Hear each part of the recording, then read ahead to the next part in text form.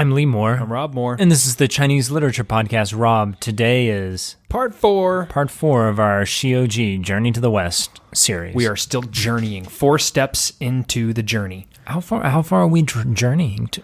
Well, not to the west, that's for sure. I'm going east soon. I'm heading to France. That's the opposite direction of our podcast. This podcast will come out after you're already in France. Well, we could choose to air it earlier, but yeah, probably. Yeah, after I'm in France. When I've journeyed to the east. I don't even think we have enough time. I don't think we do. Not enough time to edit it and get it out there. Unless we wanted to have some massive week-long crush of Journey to the West podcast. No one wants that. Nope. So, I'll mention this, Lee. You and I recorded the first 3 episodes. Life became insane. And it's been quite a gap between then and now. And I mentioned that because in going back and looking at this text again, 2 things strike me. 1, Anthony Yu's translation really is pretty amazing. Yeah. 2, this is an unbelievably tedious piece of literature. I think we've talked about that in the previous episodes. Yes. We resisted doing this series because we actually don't really like. Yeah, well, you and I talked, there's sections like chapters 1 to 7, which was an earlier podcast, really are pretty gripping. Like that, if that was the whole thing, just that novel, it would be pretty thrilling. And it's important to keep in mind, as we discussed in the podcast that we did on chapters 1 through 7, that might actually be a separate text that's just kind of been sewn on top of this other text. If so, someone knew what they were doing when they put that in there. My reason for mentioning that it's tedious is not to insult it, but to set ourselves up for today's discussion, which is a way to read this text in a way that makes it not so tedious. And I'll mention this as by way of sort of setting up our discussion here, and you can explain a little more about the nuts and bolts of this. The Journey to the West works a lot like superhero fiction, in that when you encounter a superhero, many of them seem to almost have godlike powers, and you're left wondering, why doesn't this particular figure just always win? Like, what's stopping this person? What is their kryptonite? What is their kryptonite? But every superhero does have some sort of flaw, some sort of weakness. This goes all the way back to Greek mythology, right? There's always some tragic flaw. An Achilles heel, if you will. Literally, in his case, that makes the character both more relatable and also creates a lot of the drama, right? So, if there's kryptonite anywhere in a story, Superman's going to stumble on it, and you're waiting for that moment to happen. It's the sort of Chekhov's gun of Superman, right? Exactly. This absolutely is the case with Journey to the West. We're not knowing this. You read the Journey to the West as a sort of endless series of battles with people with unbelievably obscure and weird names in places with obscure names. But the point of the story is like a superhero story in that it's recognizing the patterns. It's not so much reading it as a novel. And at the beginning of this podcast, I joked, "Is this a novel?" But I'm kind of serious. It's a picaresque. It's so we're using the technical term of romance. That is one of those things that's just kind of more from the medieval period. These kinds of literature were much more common during medieval European period. They represent this kind of, I hate to say it, but a sort of less enlightened state of literature where things are kind of cyclical and like the same sort of story keeps happening over and over again in different versions. And they continue to succeed, these kinds of stories do.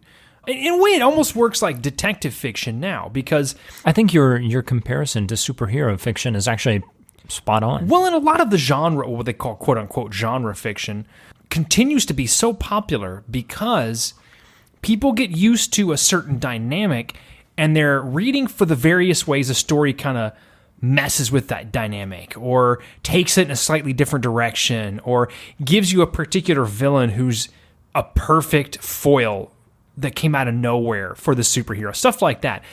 It's comforting. It's a kind of story you keep coming back to because it just seems to never get old. I had a professor who compared this to a car chase scene that you see in a film. That is, all of the, like, you've seen a million car chases. If you've seen one car chase, you've seen them all, and you know the parameters, but seeing how they mess with the genre, and you know what has to be in there, and then that one thing that's missing, and you're kind of like, when is it going to come? Right. When is it going to come? And, if you can step back a little bit from the novel and expecting the characters to change over the course of the novel, which superheroes don't particularly need to change, right? We're not expecting Superman or Batman or Spider-Man to suddenly develop a love for Persian poetry or something. That's not required of the stories to be successful.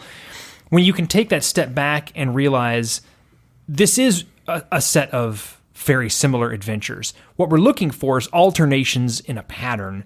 It's a lot more interesting. And what's that pattern? We keep coming back to this idea, but can you explain a little bit what kind of pattern we're talking about? So essentially, I'm going to be talking about the Maram Epstein way of reading Shioji, this novel, The Journey to the West, which is to look specifically at the patterns. So Maram Epstein is, Rob, you've taken a class with her too, right? Sure. Mm-hmm. She is one of the great professors we have at the University of Oregon, and she has developed this methodology for reading all of these Ming Qing classical novels that essentially involves looking for different aspects of numerology, but also kind of looking at dynamics of yin and yang, that's feminine and masculine for those of y'all who haven't heard other episodes, and kind of understanding the almost solar system-like universe that you have kind of constructed around these characters. And that sounds really abstract and weird, but it's actually much simpler than it sounds, and we're going to get to that here in just a second.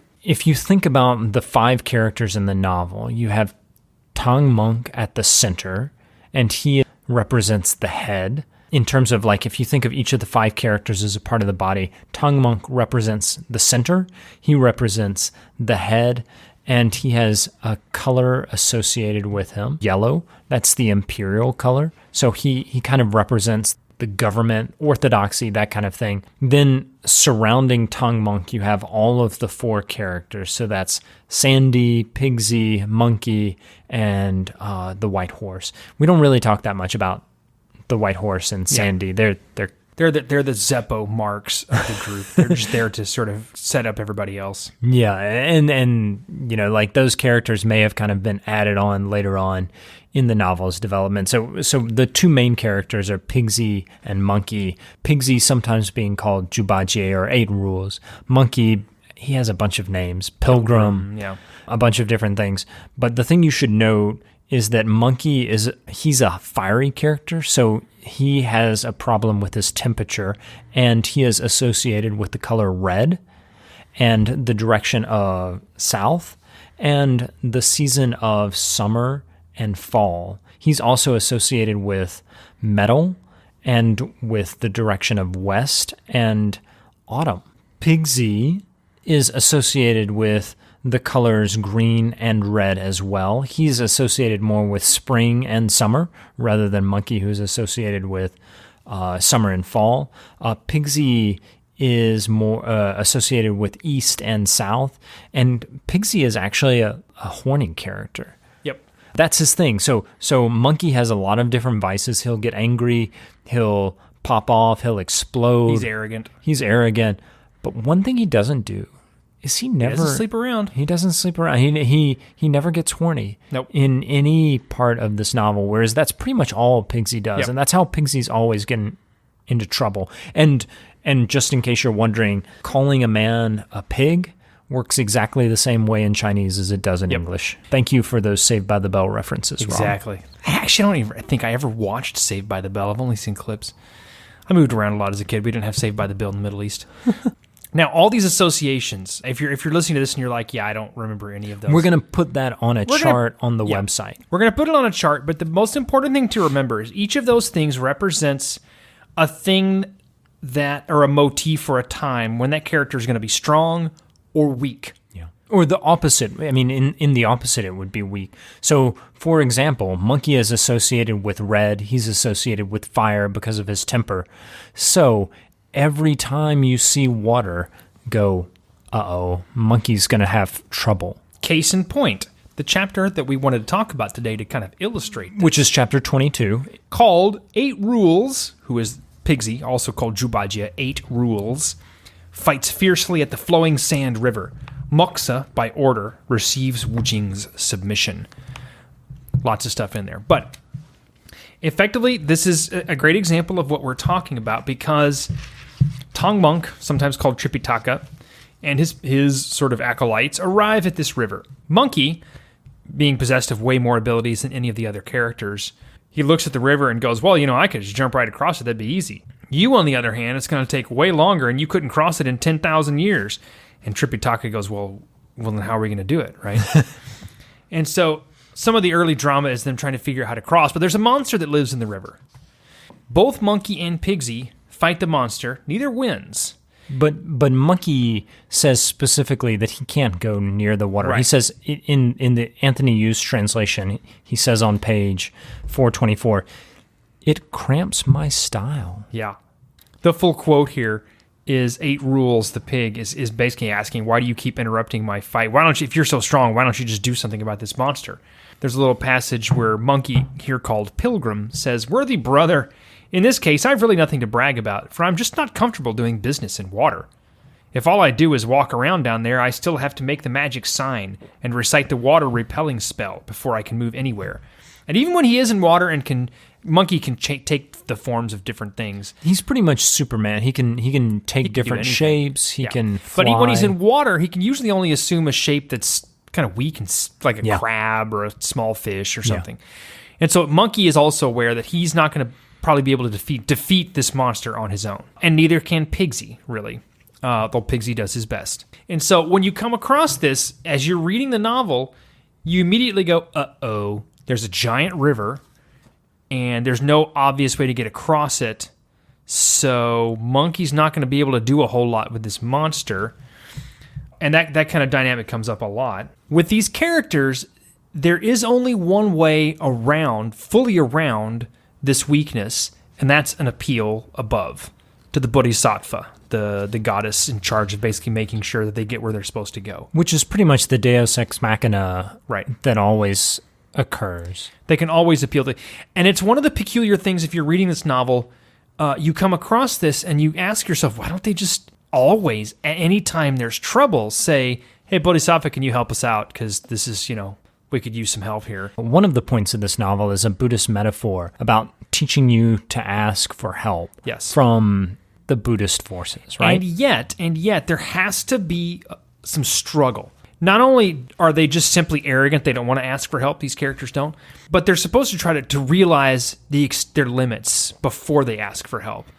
And Monkey almost never does. Monkey almost never realizes that he's inadequate to the task, even when he knows he's not good in water. Again, his sin is pride and wrath, right? Those are things that he's really bad about. He never wants to ask for help. No. As the novel progresses, he gets better at asking for help. And in this novel, in this particular chapter, it's not a particularly complicated chapter. Rob, can you explain just what happens in the chapter? Well, there's a lot of fighting. They try to cross the river. They can't because this monster keeps jumping up out of the river and attacking them.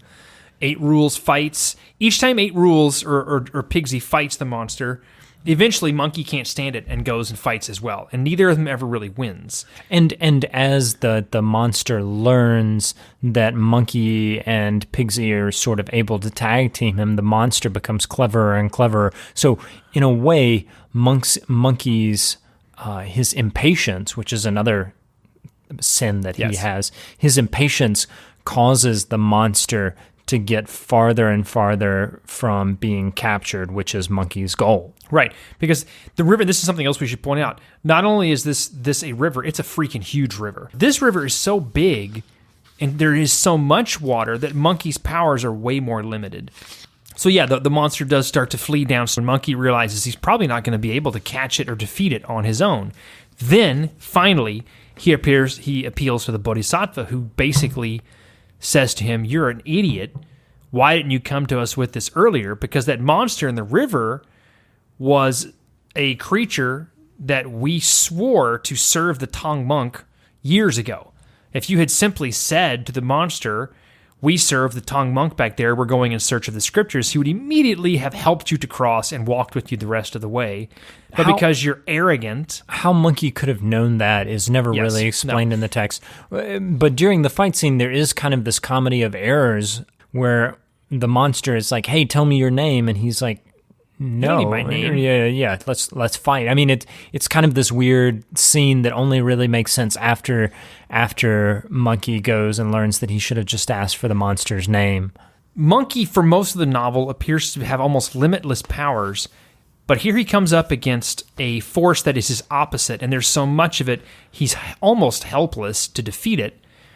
And in appealing to the bodhisattva for help, at least according to the Buddhist metaphor here, realizes his limitations, gets the help he needs, and is able to overcome even a mighty weakness. This chapter begins by stating that summer was turning into fall, and if you remember, the seasons associated with Monkey are summer and fall. Yep. So even though Monkey doesn't do super well with water, you know that Monkey is going to be playing a role in defeating this monster. Yes. And it is Monkey who actually goes to the Bodhisattva, right? Like right. Pixie doesn't travel to the Bodhisattva. It's Monkey who, with his ability to leap tens of thousands of miles, goes and hangs out. Somersault, yeah. So when you see that season, you have to know, hang on, Monkey has some strengths here. Right. But again, and this is an example of what we mean when we say a lot of the drama and the appeal of the novel is a variation on the genre. So you start reading this chapter, it's fall, and you should be saying, aha, this is Monkey's season. He is going to seriously kill somebody or win a battle here. But then they come across an absolutely gigantic river. And you know Monkey is... Hang on, wait a second. What's going on? He's going to have trouble, but it's his season. And that's the tension, right? It's not the kind of dramatic or tragic tension we're used to in a lot of quote-unquote good novels. This is a case of you have this one thing that's supposed to make him strong, meeting this other thing that makes him weak. As a reader, you go, well, wait, which is going to win then? I want to push back against you on that. You said, it's not what we think of in good novels. I don't think that's correct. I think that you should look at it as a different kind of genre. You have these expectations of quote-unquote literature with a capital L, where there's going to be character development and things like that. There's not really much character development in this, but I don't think it's any different from any other superhero novel. And I said the word good with a laugh, knowing that it was going to be. But you're right. No, you're dead right. I don't think they could see your raising of the eyebrow. Yeah, but they heard me go, good novel. Hopefully they heard that. If not, I'm a snobby elitist all of a sudden. But which you are. Which we are, yeah. We are. Are you kidding? You're getting a PhD. You're de facto elitist. No, you're right. That every style of writing has its own sort of internal logic and rules. And even quote-unquote realism works that way. You know certain things are going to happen in a realist novel, or you expect certain things to happen, right? And how it plays off of those expectations is where a lot of the drama is created. And the drama here is in a strength meeting a weakness. A lot of chapters, there's just weakness. As we're going to see in a podcast coming up, you have what should be a total win for Monkey that turns out not to be. So there's a lot of this playing around with these forces. Very important. And it does help to read the novel. So instead of picking it up, turning to the next chapter and going, okay, what new adventure is going to happen that I haven't read before? You're looking for a new variation on an old adventure. When we put up the actual image that shows the different things that each of these characters are associated with, you should always go and just, when you're reading this novel, check, what is this character associated with, and how should I be reading it? Because this is actually the layer of hermeneutics. Ooh, did I just use a big word there? See, you gave me a comeuppance a second ago for being a snobby elitist, and you just used hermeneutics. I didn't use the word hermeneutics. My word was good. I'm a man of the people. He says as he sips his elitist beer. That you're drinking with me, comrade. That, this is the layer of hermeneutics that the Ming Dynasty reader would have been looking for. So if you want to read it, I mean, it's fine to read it as this kind of like superhero fiction, but if you want to read it in the sort of wink, wink, nod, nod way that the contemporaneous reader would have read it, that's how you do it. Yep. I think that's a good place to end it. Rob, did you like chapter 22? Not particularly. Yeah. But the next podcast we've got coming up is one of the high points of the novel, so I'm looking forward to talking about that. Chapters 59 through 61. Yes. When Monkey has to put out the flaming mountains. Princess Iron Fan. Yes. All right. I'm Lee Moore. I'm Rob Moore. And this is the Chinese Literature Podcast.